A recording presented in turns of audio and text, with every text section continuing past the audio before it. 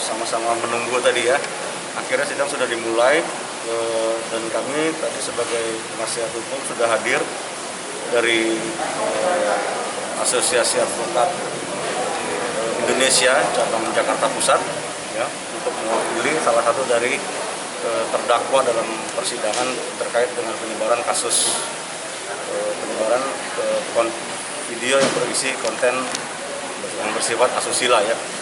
Kami mewakili salah satu terdakwa yang berinisial MN ya. Jadi pada hari ini tadi sudah dibacakan surat dakwaan ya, walaupun berkasnya disampaikan oleh penuntut umum dengan split sync, artinya terpisah antara terdakwa MN dengan terdakwa PP. Namun persidangannya tadi dilaksanakan secara bersamaan.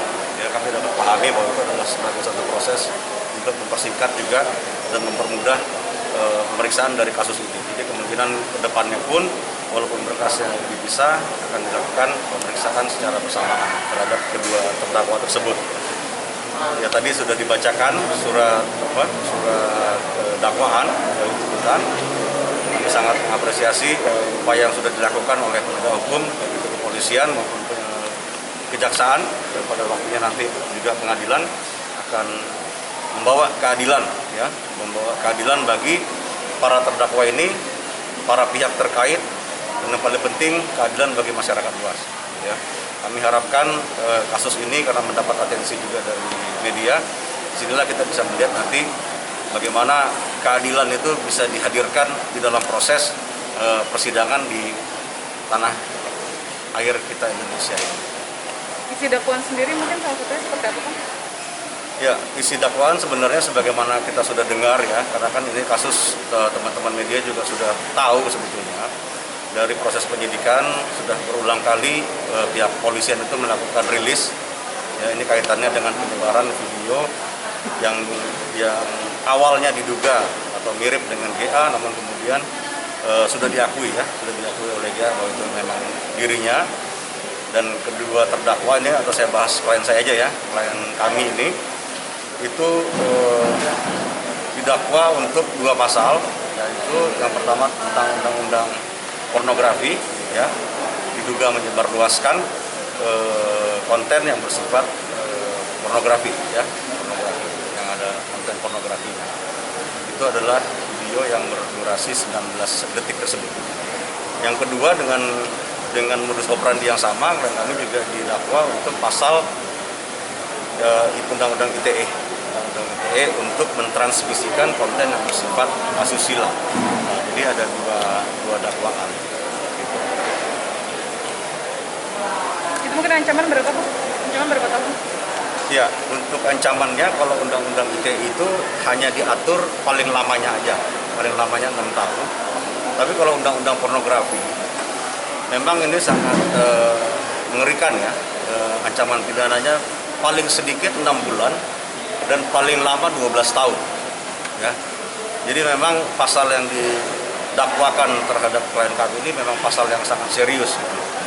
Sangat serius, di mana nanti kami juga akan melakukan pembelaan ya, terutama untuk membedakan sebenarnya niat dari klien kami dengan terdakwa PP yang satu ya, yang selama ini tergambarkan bahwa ini ada kesatuan niat. Nah, dalam persidangan ini nanti kita akan buktikan bahwa memang terpisah, 2 kejadian yang terpisah, 2 tindakan yang terpisah, 2 kejadian yang didasari oleh niat yang berbeda. Ya, dimana kita ketahui bahwa pemilik Twitter itu bukan klien kami, ya, bukan klien kami, dan klien kami pun tidak terlibat di dalam penyebaran konten itu ke Twitter dari terdakwa yang satu. Ya. Artinya seperti itu yang bisa kami sampaikan. Mudah-mudahan nanti itu kami sangat mengharapkan supaya keadilan juga bisa dihadirkan di dalam persidangan. Bang, penjelasan MN sendiri seperti apa sih, Bang? Apakah memang dalam arti saat ditangkap itu dan ditangkap sebagai tersangka pada saat itu memang menyebarkan atau seperti apa sih, Bang, bahasanya? Dan dapat video dari mana? Gitu. Kronologinya, Bang? Ya. Kalau begini ya, karena kasus ini sebetulnya seperti yang teman-teman juga ketahui sifatnya tertutup. Jadi kami pun sebagai tim penasihat hukum harus menghargai pengadilan ya, yang sudah menentukan bahwa kasus ini akan diperiksa secara tertutup. Cuman yang telah disampaikan kepada kami bahwa memang itu tidak ada kesatuan niat. Itu udah sangat clear sekali kalau bisa saya sampaikan bahwa di dalam dakwaan pun sebenarnya tidak ada kesatuan niat dari klien kami maupun dari PP itu sendiri. Karena klien kami pun tidak memiliki akses sebenarnya ataupun kekuasaan untuk mengambil alih akun media sosial yang dipakai oleh PP. Ya, nanti di situ akan terlihat lah, akan sangat clear sekali. Gitu. Itu mungkin MN tujuannya sendiri apa Bang awalnya? Mungkin niatnya itu sendiri apa? Mempertanyakan atau apa gimana, Bang? Ya, jadi klien kami itu dia mempertanyakan, ya. Ini sebenarnya hal yang sangat lumrah dan dilindungi, diberikan hak juga kepada kita semua berdasarkan Undang-Undang Dasar Republik Indonesia tahun 1945 di pasal 28 huruf F, di mana setiap pihak itu diberikan hak untuk memperoleh informasi, ya. Jadi dalam kita melihat kasus ini harus dilihat betul pada saat MN ini mentransmisikan konten itu. Yang paling penting adalah sebetulnya captionnya, gitu. Apa sih niat dia? Nah, dia itu sedang bertanya. Ini betul nggak sih orang yang dia pikir? Itu juga nanti ini nggak bisa bohong, ya. Pertama kali kami menangani kasus ini juga kami pesankan Anda tidak boleh bohong, Anda harus sampaikan yang sebenarnya. Karena apa? Karena konten yang menjadi bukti itu adalah capture-an, ya. Capture dari conversation WA katakanlah atau media yang lainnya atau Twitter yang di situ tidak bisa mengelak. 1000 saksi atau 100 saksi itu bisa berbohong, tapi satu capture-an tidak bisa berbohong. Dan klien kami mentransmisikan hanya dalam waktu 2 menit, dia langsung hapus kembali dan dia harus diperhadapkan dengan ancaman pidana 12 tahun. Jadi ini adalah 2 menit diganjar 12 tahun, ya. Kita harus dan klien kami pun ditahan sudah cukup lama dalam proses ini, dan kami sangat prihatin atas proses hukum ini, walaupun kami sangat menghormati apa yang sudah dilakukan oleh penyidik dalam rangka penegakan hukum. Nah, jadi itu yang bisa kami sampaikan. Kami sangat menyayangkan 2 menit diganjar 12 tahun. Mungkin langkah selanjutnya apa nih, Bang, yang akan dipersiapkan oleh tim kuasa hukum Abang terhadap MN Ya, sendiri? mungkin dari Pak Polhak.